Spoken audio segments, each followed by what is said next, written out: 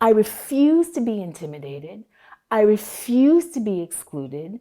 I'm smart, I'm capable, and I put in the work. I belong here, period.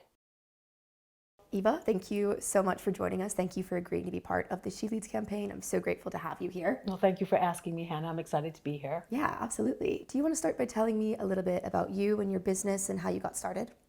Sure. So I'm Eva Thorne, the founder of the Garden of Eva. My heritage on my mother's side of the family is American South. So I grew up pickling and preserving with my family 3 seasons out of 4. And the origins for the Garden of Eva, it was a bolt out of heaven. And all of the memories of pickling and preserving with my family collided with my travel to different places in the Caribbean and South America.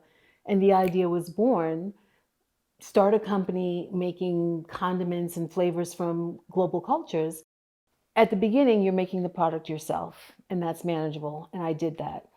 But then I was approached by Tom Barton, who's a co-founder of Honest Burgers, and he loved my chow chow, which is something I grew up making with my mother. So it's a beautiful mix of pickled vegetables that you put on everything from burgers to beans to leafy green vegetables. And so he wanted to use this on a burger as part of a monthly burger special. So I said, oh, okay, I can give you a couple of jars. And I'm thinking he's going to put 5 or 6 jars on a couple of tables in his restaurant. He leaned in, he said, I need 1.3 tons of your chow chow. Finding the manufacturer for the Honest Burgers order probably took 15 phone calls, emails, inquiries, and it's a recurring challenge that I have faced. How did you know that you were ready to grow? I wasn't ready. But I think the hallmark of the manufacturer is you say yes first and you figure it out later. And the chance to have a co-branded menu with an Honest Burgers and have 34,000 people taste my product was not a chance that I could pass up. I wasn't ready for it. I didn't have my full branding. I didn't have a lot of things, but I knew I couldn't say no. And then when Whole Foods said yes, I said, okay, this is validation that I'm onto something and I'm beginning my growth trajectory in earnest. In 2023, women-led businesses secured 23.2% of private investment, which is actually up nearly 15% from a decade ago.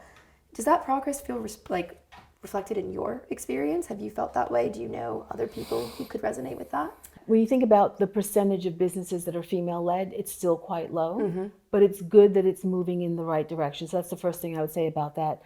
In terms of the women founders that I know, and I'm in a couple of professional associations that focus on women founders, it's something that we discuss all the time, that there's not enough funding for women founders. More needs to be done to support female-owned businesses. And I have friends now that are in the process of looking for investment, and it's really hard. And some of it is because there are some unconscious biases with respect to women founders being funded, especially by VCs. I think they do better with angels, especially if the angels are women. But I think there's a larger issue at play. If you are in tech or AI, you're probably much more likely to get funding more readily. Everything is AI, AI, AI, AI, AI. It's a sad reality. Everything now is just kind of convoluted with AI everywhere, and the smaller product-based businesses are maybe not getting as much love, which is sad because they're the backbone of the UK economy. I mean, you said that some of your friends have faced some unconscious biases. Have you ever faced unconscious biases in your entrepreneurial journey? If you're a woman, it's there. If you're diverse in some other way, like the color of my skin, it's there. You just have to keep going, and you just have to develop the tenacity and the resilience that you're going to keep going and not be discouraged by it. I definitely think that diversity is a strength, and I have a particular heart for women who have economic need. Women make such an important contribution to the economy, and it shouldn't be this hard for women to get a leg up. So to me, leadership is about setting an example, and it's about building other people up and bringing out the best in them.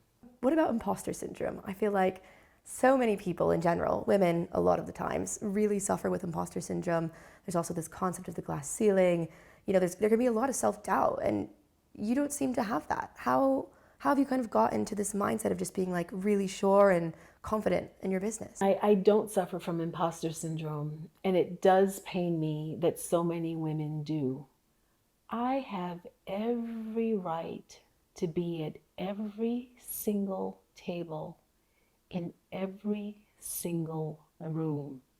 I am no less deserving than anyone else. And I'll tell you what the turning point for me was. And it was when I was in graduate school. I have a PhD in political science from MIT. And there were all of these men in the course. They had come from internships and jobs at the CIA, and they had the credentials, and they were experienced, and they would dominate the classroom discussion.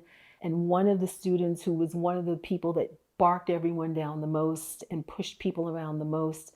Do you remember Peanuts with Charlie Brown? Yeah. The teacher, you never heard the teacher's voice, you heard wah, wah, wah, wah.